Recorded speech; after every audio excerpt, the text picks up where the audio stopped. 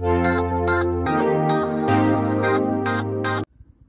Hello guys, आज हम करेंगे 3 टॉपिक्स को कवर, जो कि है ionization enthalpy, Z effective and atomic radius.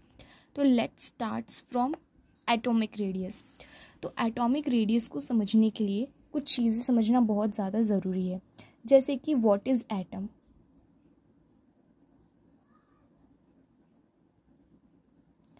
तो एटम, जैसे कि हाइड्रोजन का अगर से मैं बताऊं, तो हाइड्रोजन एटम के फॉर्म में, मतलब उसका एटम कैसा दिखता होगा, हाइड्रोजन एटम कैसा दिखता होगा।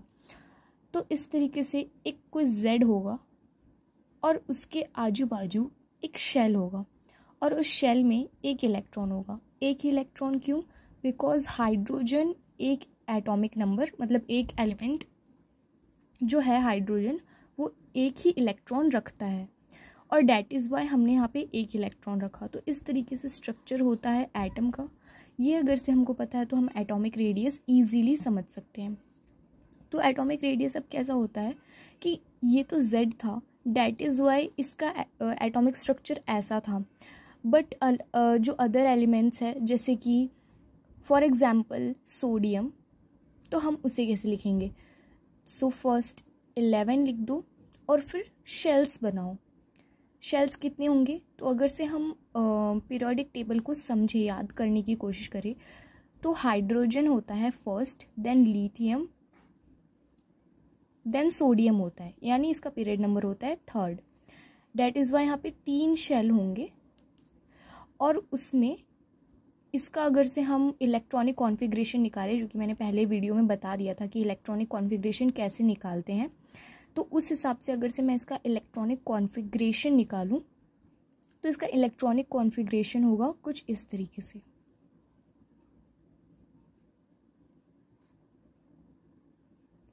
थ्री एस वन रहेगा इसका इलेक्ट्रॉनिक कॉन्फ़िगरेशन। तो ये हो गया इसका इलेक्ट्रॉनिक कॉन्फ़िगरेशन। तो इस हिसाब से थर्ड शेल में एक इलेक्ट्रॉन रहेगा। मुझे कैसे पता चला? क्योंकि यहाँ पे 3 है, एस के ऊपर 1 है।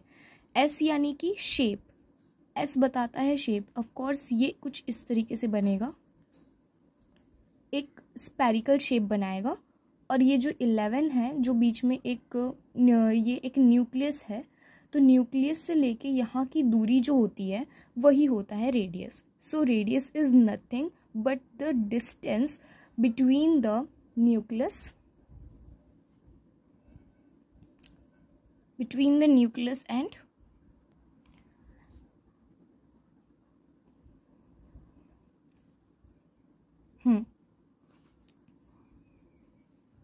between the nucleus and the shell, or we can say valency, we can say valency or valence electron भी हम कह सकते हैं। तो जो वैलेंस इलेक्ट्रॉन का क्या मतलब होता है कि लास्ट शेल का जो इलेक्ट्रॉन होता है उसको हम वैलेंस इलेक्ट्रॉन कहते हैं। तो न्यूक्लियस से लेके जो वैलेंस इलेक्ट्रॉन तक की दूरी होती है उसे हम कहते हैं atomic radius. That is the radius, because कि एक जो एटम होता है उसका कुछ इस तरीके से शेप होता है, उसके बीच में जो न्यूक्लियस होता है वो कुछ इधर होता है, और उसके हम कुछ इस तरीके से शेल्स बनाते हैं। तो अब ये जैसे सर्क्यूलर है, तो एटॉमिक स्ट्रक्चर में 3 टाइप्स के शेल होते हैं, जैसे कि एक होता है डम्बल शेप, एक होता है डबल डम्बल शेप, इस तरीके से एक होता है डबल डम्बल शेप, और एक होता है स्पेरिकल शेप। तो इस तरीके के कुछ शेप होते हैं, एस यानी कि स्पेरिकल शेप। तो ये हो गया। तो यही होता है एटॉमिक रेडियस। एटॉमिक रेडियस जो है वो वर्टिकली अगर से हम आए, यानी कि ऊपर से नीचे की तरफ आए, तो जो एटॉमिक रेडियस है वो बढ़ता है। कैसे बढ़ता है एटॉमिक रेडियस? तो क्योंकि पीरियड नंबर जो है वो बढ़ते हैं। ऑफ कोर्स पीरियड नंबर बढ़ेंगे तो शेल्स बढ़ेंगे, और शेल्स बढ़ेंगे तो सर्कल जो है वो बड़ा होगा। सर्कल बड़ा होगा तो रेडियस भी ऑफ कोर्स बड़ा होगा, और that is Y atomic radius जो है वो ऊपर से नीचे आते वक्त इंक्रीज़ होता है। और लेफ़्ट से लेके राइट जाते वक्त वो डिक्रीज़ होता है। तो यही फ़र्क होता है। अब वो डिक्रीज़ क्यों होता है लेफ़्ट से लेकर राइट जाते वक्त? बिकॉज़ की जो एटॉमिक रेडियस है वो इधर, जैसे कि हाइड्रोजन का अगर से हम ले तो 1 होता है, उसके शेल में 1 इलेक्ट्रॉन होते हैं।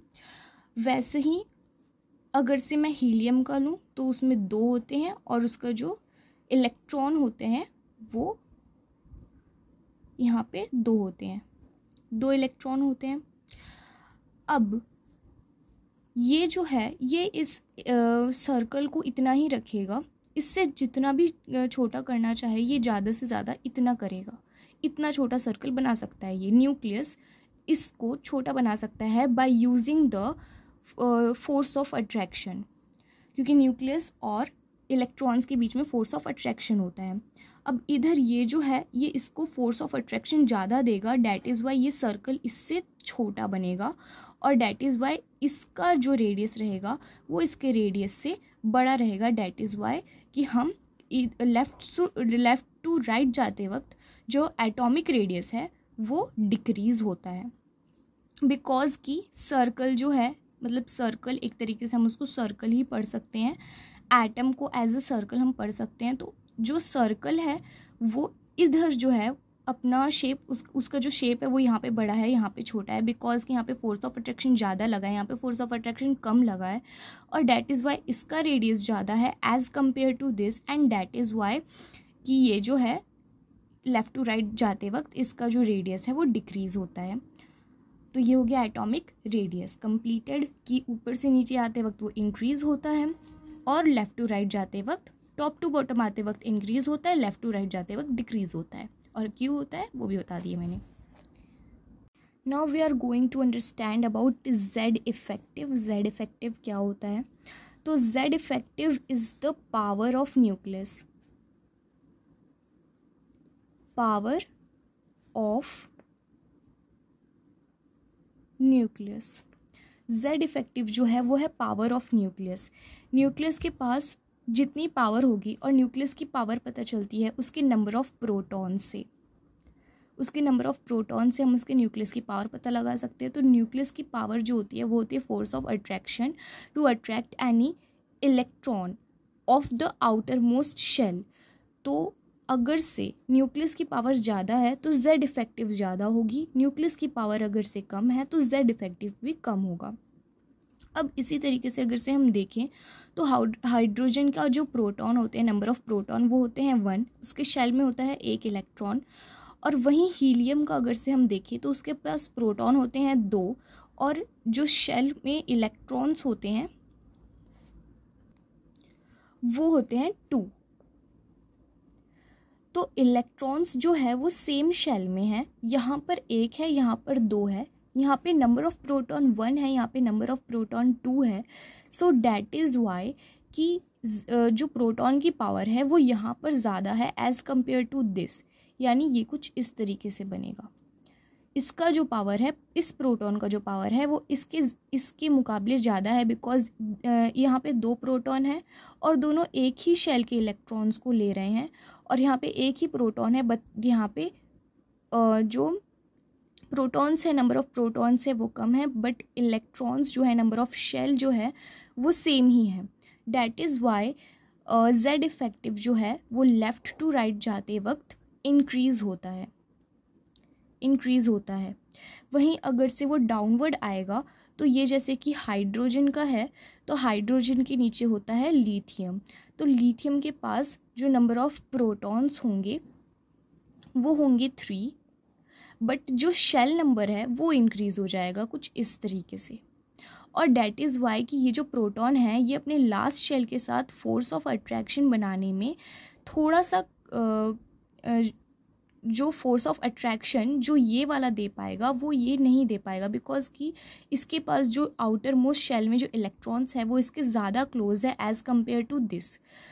इससे जो इलेक्ट्रॉन्स है आउटर मोस्ट शेल के वो इससे दूर है, भले ही प्रोटॉन्स कितने भी ज़्यादा हों, बट इससे जो शेल है वो दूर है। डैट इज़ वाई कि ये जब टॉप टू बॉटम आएगा तो इसके जो जेड इफेक्टिव है वो डिक्रीज़ होगा। और जब z इफेक्टिव में जब ये लेफ़्ट टू राइट जाएगा तो वो इंक्रीज़ होगा, और y इंक्रीज़ और डिक्रीज़ होगा, that I had explained. So now we are going to understand ionization enthalpy. So first ionization enthalpy. Enthalpy का मतलब होता है एनर्जी. तो ये कौन सी एनर्जी है? ये वो एनर्जी है जो न्यूक्लियस से मतलब एटम से एक इलेक्ट्रॉन को अलग करने वाली एनर्जी को हम बोलते हैं आयोनाइजेशन एनर्जी. अब ये किस पे डिपेंड होता है? तो ये होता है depend stability of electron, stability of atom भी बोल सकते हैं, स्टेबिलिटी ऑफ एटम या फिर इलेक्ट्रॉन. तो होता क्या है कि अगर से मैं बोलूँ 3p3 और फिर मैं बोलूँ 3p4, तो p का जो स्टेबिलिटी होता है वो 3 पे होता है और एक होता है 6 पे. अगर से p के ऊपर इलेक्ट्रॉन 3 है या फिर p के ऊपर इलेक्ट्रॉन 6 है तो वो स्टेबल रहेगा, बिकॉज कि इसका जो मैक्सिमम जो कैपेसिटी है p की वो है 6, और इसका जो अगर से मैक्सिमम कैपेसिटी 6 है तो इसका 6 का हाफ होता है 3. तो हाफ फिल्ड इलेक्ट्रॉन्स जो हैं और फुल फिल इलेक्ट्रॉन्स जो हैं वो सारे स्टेबल होते हैं. वैसे ही s की भी कैपेसिटी होती है, s की कैपेसिटी होती है 1 को हम बोलेंगे हाफ फिल्ड और 2 को बोलेंगे फुल फिल्ड. वैसे ही d की कैपेसिटी होती है 5 को बोलेंगे हाफ फिल्ड और 10 को बोलेंगे फुल फिल्ड. तो ये सारे वो शेल्स हैं जिसमें इलेक्ट्रॉन्स अगर से इतने हुए तो उसमें से इलेक्ट्रॉन्स निकालना बहुत ही ज़्यादा मुश्किल हो जाएगा. अगर से हम लिखें 3p3 और 3p4 में से आयोनाइजेशन किसकी ज़्यादा है, तो हम बोलेंगे कि इसकी ज़्यादा है, बिकॉज कि ये जो है ये हाफ फिल्ड है और हाफ फिल्ड इलेक्ट्रॉन्स जो है वो स्टेबल होते हैं, और डैट इज़ वाई हम उसमें से इलेक्ट्रॉन्स निकालना हमारे लिए मुश्किल होता है, और हम बोलते हैं कि इसकी आयोनाइजेशन एंथैल्पी ज़्यादा है, क्योंकि it is tough to remove electron from this shell, and that is why we have to give more ionization enthalpy to remove the electron from this shell. That is why ionization enthalpy इसकी ज़्यादा है. So अगर से हम example के तौर पे hydrogen और हीलियम का एग्जाम्पल लेते हैं, फॉर एग्जाम्पल तो हाइड्रोजन है, हीलियम है, तो अभी तो हमको समझ में नहीं आएगा कि आयोनाइजेशन एंथैल्पी किसकी ज़्यादा है और किसकी कम है. तो वो हमको कैसे पता चलेगा? वो हमको पता चलेगा by using the electronic configuration. तो इलेक्ट्रॉनिक कॉन्फ़िगरेशन कैसे निकालेंगे हाइड्रोजन का? तो हाइड्रोजन का जो है 1s1 होता है, वही हीलियम का 1s2 होता है. तो आयोनाइजेशन एंथैल्पी किसकी ज़्यादा होगी? ऑफ कोर्स आयोनाइजेशन एंथैल्पी जो है वो इसकी ज़्यादा होगी. ओके, समझ में आया? क्योंकि ये फुल फिल्ड था और ये हाफ फिल्ड था, तो हाफ फिल्ड फुल फिल्ड में फुल फिल्ड की ज़्यादा होती है एनर्जी. ठीक है, तो अब वहीं अगर से हम डाउनवर्ड डायरेक्शन में देखें तो हाइड्रोजन और अगर से हम लिथियम को कंपेयर करेंगे, तो हाइड्रोजन और लिथियम को कंपेयर कैसे करेंगे? पहले उसका इलेक्ट्रॉनिक कॉन्फ़िगरेशन लिखेंगे. तो हाइड्रोजन का इलेक्ट्रॉनिक कॉन्फ़िगरेशन 1s1, लिथियम का इलेक्ट्रॉनिक कॉन्फ़िगरेशन 2s1. ठीक है, ये है लिथियम का इलेक्ट्रॉनिक कॉन्फ़िगरेशन, ये है हाइड्रोजन का इलेक्ट्रॉनिक कॉन्फ़िगरेशन. अब इसमें किसका ज़्यादा होगा, इसका या फिर इसका? तो हाइड्रोजन की लिथियम से जो है वो ज़्यादा होगी. क्यों? क्योंकि टॉप से बॉटम आते वक्त आयोनाइजेशन एंथैल्पी जो है वो डिक्रीज़ होता है, लेफ़्ट टू राइट जाते वक्त इंक्रीज़ होता है. रीज़न भी बता दिया मैंने. अब एग्जाम्पल के लिए अगर से मैं नाइट्रोजन अगर से मैं लेती हूँ और अगर से मैं ऑक्सीजन लेती हूँ, तो मुझे पहले उसका इलेक्ट्रॉनिक कॉन्फ़िगरेशन लिखना होगा. तो नाइट्रोजन का इलेक्ट्रॉनिक कॉन्फ़िगरेशन होता है 2p3 और ऑक्सीजन का होता है 2p4. तो इन दोनों में किसका ज़्यादा होगा? इजीली रहेंगे लर्न. हमको एलिमेंट्स को लर्न करने के अब बहुत सारे मेथड आ चुके हैं यूट्यूब पे. बहुत अच्छे टीचर्स जो हैं वो बहुत एलिमेंट्स को लर्न कराने के लिए बहुत अच्छे अच्छे ट्रिक्स बताते हैं. तो आप वो ट्रिक्स देख सकते हैं. उन ट्रिक्स से आपको बहुत अच्छे से लर्न हो जाएंगे सारे एलिमेंट्स. और इलेक्ट्रॉनिक कॉन्फ़िगरेशन मैं आपको समझा दूंगी। अगर से आपको एस ब्लॉक पी ब्लॉक का भी इलेक्ट्रॉनिक कॉन्फ़िगरेशन चाहिए तो मुझे ज़रूर बताइएगा, मैं उस पर भी वीडियो बना दूंगी। और ये आपकी नॉलेज के लिए वीडियो है, अगर से पसंद आया तो ही लाइक कीजिएगा, नहीं आया तो कोई बात नहीं।